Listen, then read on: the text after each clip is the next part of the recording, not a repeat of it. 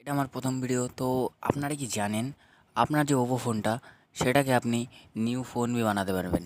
মানে আপনার ফোন পুরনো হয়ে গেছে কিন্তু আপনার ফোনটা চলছে না, কিন্তু সেই ফোনটাকে আপনি পুরো নিউ মডেলের বানাতে পারবেন। এটা বানাতে গেলে কী করতে হবে? তো সবার প্রথমে দেখে নিন মতলব এই ফোনের এই পাশে মাই ওপো একটা অপশন আছে। তো সে এটাই ক্লিক করলে আপনাকে এক জায়গায় নিয়ে যাবে। দেখুন, এখানে আমি ক্লিক করে দিচ্ছি। ক্লিক করে মাই ওপো এই অপশানটা চলে আসলো। তো আপনার একটু অপেক্ষা করে নেবেন, তারপর দেখবেন এই সব পারমিশন রয়েছে। এবারে এই অপশানে যে আপনার ফোনটা কি কি আছে কি আর নাই সব দেখতে পারবেন। তারপরে এখান থেকে আপনাকে বেরিয়ে যেতে হবে। বেরিয়ে যে আপনি কি मतलब আপনার ফোনের যে ক্লোন ফোন আছে ওটাই ক্লিক করে আপনাকে কী করতে হবে, ওটাই যে দেখুন একটাই রয়েছে নিউ ফোন, একটা ওল্ড ফোন।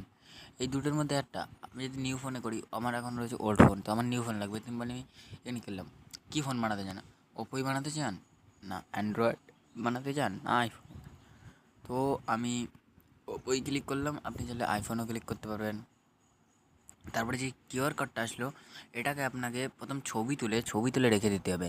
তারপরে আপনার কোনো বন্ধুর ফোন নিতে হবে, মানে আপনাকে বাড়ি যদি আরেকটা ফোন থাকে ওই ফোনটাতে স্ক্যান করে নেবেন।